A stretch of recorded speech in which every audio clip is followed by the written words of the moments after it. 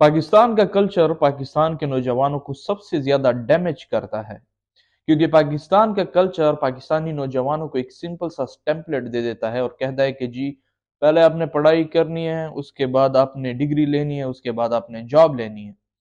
लेकिन जब लोग पढ़ाई करते हैं, डिग्री भी ले लेते हैं और जब जॉब लेने का टाइम आ जाता है तो फिर पाकिस्तान की गवर्नमेंट, पाकिस्तान की रियासत अपने हाथ उठा देती है, कहती है कि जी हमारे पास तो जॉब नहीं है, क्योंकि ये नामुमकिन है जिस कौम की 64% नौजवान आबादी हो, स्टेट उसे 14-15 करोड़ नौकरियां दे, ये ऑलमोस्ट इम्पॉसिबल है ना। पाकिस्तान का इंडस्ट्रियल सेक्टर इतना मजबूत है कि उन लोगों को जॉब दे सके, तो आखिर क्यों हमें ये बार बार टेम्पलेट दे दिया जाता है। सो इस वीडियो में हम तमाम तर चीजों के बारे में बात करेंगे, लेकिन उससे पहले मैं आपके साथ एक छोटी सी स्टोरी शेयर करता हूँ। एक अमेरिकन जर्नलिस्ट ने प्यूटन से क्वेश्चन पूछा कि sir please would you like to tell me one thing that you admire about America, क्योंकि जाहिर बात है अमेरिका और रशिया की आपस में नहीं बनती। सो उन्होंने क्वेश्चन किया प्यूटन से कि जी आप एक चीज ऐसी बताएं जो आप एडमायर करते हो अमेरिका के बारे में। प्यूटन ने सोच कर जवाब दिया, उन्होंने कहा कि जी मुझे अमेरिका की क्रिएटिविटी का जो प्रोसेस है, जो टैलेंट वहां से निकलता है, मुझे वो बड़ा पसंद है। जिस तरीके से वो प्रॉब्लम्स को सॉल्व करते हैं मुझे बड़ा पसंद है।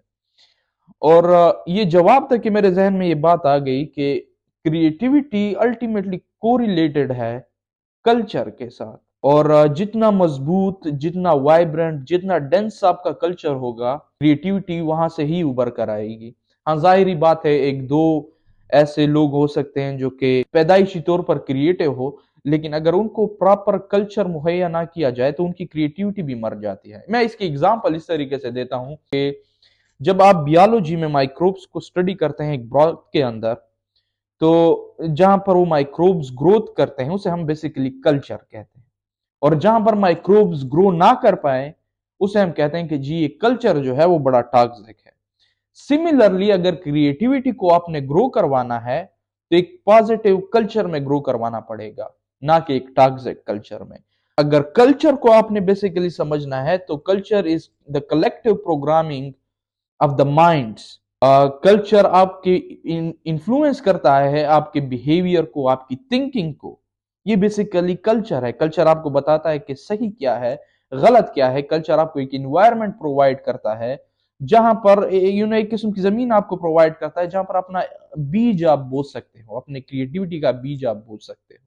ये बेसिकली कल्चर है।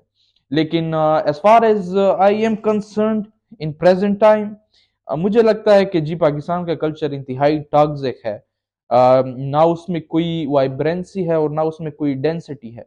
पाकिस्तान का कल्चर जो कि टेम्पलेट मुहैया कर रहा है पाकिस्तान के यूथ को, बेसिकली वो टेम्पलेट ही गलत है। क्योंकि आप वहां पर इंस्टेड ऑफ इसकी कि आप उसे तरगीब दें क्रिएटिविटी की, इंस्टेड ऑफ इसके कि आप उसे एक कल्चर प्रोवाइड करें जहां पर लोग इन्फ्लुएंस हो उस कल्चर से, आप वो नहीं प्रोवाइड करते, बल्कि आप उन्हें एक ऐसे पाथ के ऊपर लगा देते हैं जहां पर अल्टीमेटली नाकामी ही उनकी उनका उनका मुकद्दर बन जाती है। सो इवन पाकिस्तान के कल्चर की वाइब्रेंसी को अगर देखा जाए, सो कल्चर बेसिकली बनता है इन चीजों से। कल्चर, मैं उस कल्चर की बात नहीं कर रहा कि जी लैंग्वेज ट्रेडिशन, मैं उसकी बात नहीं कर रहा। मैं कल्चर इन जनरल, मुल्क का जो एक किस्म का माहौल बना हुआ है उसकी मैं बात कर रहा हूँ। कि फॉर एग्जांपल कल्चर में आपका स्पोर्ट्स, आपके स्पोर्ट्स वगैरह आ गए, कल्चर में आपकी इंटरटेनमेंट आ गई, कल्चर में आपका मीडिया आ गया। सो पाकिस्तान में बेसिकली तीनों ही कोई नहीं है। अगर इंटरटेनमेंट में देखा जाए, सो कोई भी मीडिया के ऊपर ऐसी इंटेलेक्चुअल गुफ्तगू नहीं होती जो कि जहनों को रोशन करे। इवन 70s 80s और 90s में पाकिस्तान में इंतहाई इंटेलेक्चुअल गुफ्तगू वगैरह हुआ करती थी। फॉर एग्जांपल मैं आपके एग्जांपल जिया मोहिउद्दीन, आप सर्च कर सकते हैं, बेहतरीन एक शो था उनका, जिया मोहिउद्दीन शो। उसके बाद इवन वहाँ उस वक्त के जो लोग थे, Faiz Ahmad Faiz, Faraz, Ashfaq Ahmad, Mushtaq Ahmad Yousufi, Bano Qudsia, Moin Akhtar, Anwar Maqsood, so forth and so on, मैं मजीद जा सकता हूँ। वो लोग बेसिकली इंटेलेक्चुअल लोग थे और जब वो टीवी के ऊपर आते थे लोग बड़े गौर से सुना करते थे। और आजकल टीवी टीवी कोई देखता ही नहीं। और जो चीजें इंटरनेट में मौजूद हैं वो लोगों को बेसिकली प्रॉपर तरीके से इन्फ्लुएंस नहीं कर पा रही, उनकी क्रिएटिविटी को इन्फ्लुएंस नहीं कर पा रही ताकि उनके जहन वगैरह रोशन हो। ایون پہلے زمانے میں پاکستان میں پڑھنے اور لکھنے کا کافی رواج ہوا کرتا تھا، یہ ہمارا ایک کلچر تھا جس کے اوپر ہم فخر محسوس کیا کرتے تھے. ہماری رائٹنگز جو تھی وہ ٹرانسلیٹ ہوتی تھی مختلف کلچرز کے ساتھ، انڈیاز میں وہ جاتی تھی اور سائڈ کے ممالکوں میں جاتی تھی، ایون ایران تک ہماری رائٹنگز جایا کرتی تھی شاعری کی فارم میں. فیض احمد فیض کا آپ پوچھ لیں. سو ایک کلچر تھا جہاں پر لوگوں میں کریٹیوٹی کریٹ کی جاتی تھی. اب ایک ایسا کلچر ہمیں دیا گیا ہے جہاں پر کوئی کریٹیوٹی نہیں، ایون سپورٹس تک کے ہمارے کلچر کو خراب کر دیا گیا ہے. جو صرف اور صرف آپ کو ایک سپورٹ دی گئی ہے وہ کرکٹ کی سپورٹس ہے، اور اسے بھی خراب کرنے کی کوشش کی جا رہی ہے. ہر ہفتے اس کا کیپٹن چینج ہوتا ہے، ہر تیسرے ہفتے ان کی مینجمنٹ چینج ہو جاتی ہے. تو یہ ان کا کلچر کریٹ ہوتی ہے. آپ کو پتہ ہی نہیں ہوگا کہ ہم نے ہاکی میں 4 اولمپکس میڈل جیتے ہیں، 4 اولمپک ٹورنامنٹس جیتے ہیں. اسکواش کے اندر ہم نے 3-4 جیتے ہیں اوپن ٹورنامنٹس. سو یہ ہمارا کلچر ہوا کرتا تھا.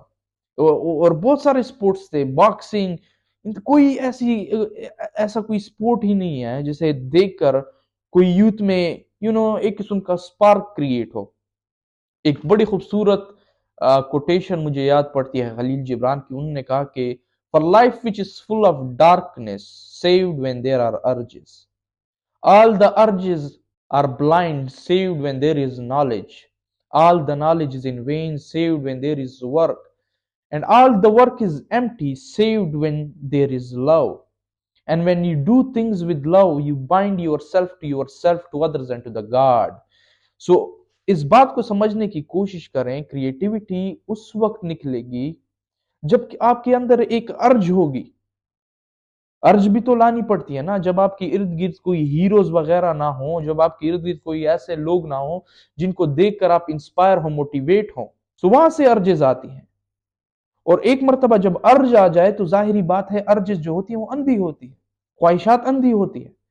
اور ان کو آنکھیں کون دیتا ہے؟ ان کو آنکھیں دیتا ہے نالج.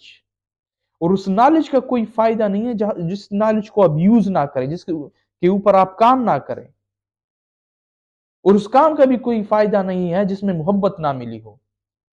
اور جب آپ چیزوں کو محبت کے ساتھ کرتے ہیں، پیشن کے ساتھ کرتے ہیں، تو کیا ہوتا ہے؟ آپ خود کو خود کے ساتھ کنیکٹ کرنا سٹارٹ کر دیتے ہیں. اقبال نے بھی کہا تھا کہ خود ہی میں ڈوب کر پا جا سراہ زندگی. جب آپ خود میں ہی ڈوب جاتے ہیں، خود کے ساتھ ہی آپ کنیکٹ ہو جاتے ہیں، تو کیا ہوتا ہے؟ اس محبت کی وجہ سے آپ اور لوگوں کے ساتھ کنیکٹ کر جاتے ہیں، جسے ہم بیسیکلی کلچر کہتے ہیں. ایک کلچر کریٹ ہو جاتا ہے، اور پھر اسی کلچر کے تھرو، اسی محبت کے تھرو آپ خدا کے ساتھ کنیکٹ کر جاتے ہیں. سو بیسٹ چیز جو ہم کر سکتے ہیں پریزنٹلی وہ یہ ہے کہ ہم اپنے ہی کلچر میں انویسٹ کریں، چاہے پھر وہ میڈیا کے تھرو ہو، چاہے پھر وہ سپورٹس کے تھرو ہو، چاہے پھر وہ آرٹس کے تھرو ہو. آپ جا سکتے ہیں. چاہے ظاہری بات ہے آپ کے ذہن میں کوشچن اڑتا رہے گا کہ جی ہم کیسے کر سکتے ہیں، میں تو ایک سمپل سا انڈیویجول ہوں. تو آپ بھی اپنی کنٹریبیوشن کر سکتے ہیں، آپ بھی ایک روشن ذہن بن سکتے ہیں just by reading books, just by having a good company.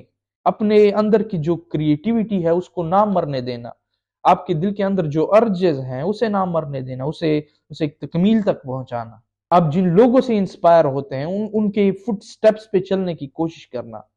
تب جا کے ہمارا کلچر جو ہے ڈینس بنے گا، تب جا کے ہمارا کلچر جو ہے وائبرنٹ بنے گا. جب تک ایسا نہیں ہوتا تب تک حد سے زیادہ لوگ مرتے رہیں گے کریٹیولی، اور ایک مزریبل زندگی گزارتے رہیں گے جہاں پر وہ پوری زندگی محنت کریں گے کہ ہمیں ایک جاب مل جائے، ایک نوکری مل جائے، اور الٹیمیٹلی اس کا ریزلٹ کیا نکلے گا کہ گورنمنٹ کے پاس اتنی جابز ہی نہیں ہے.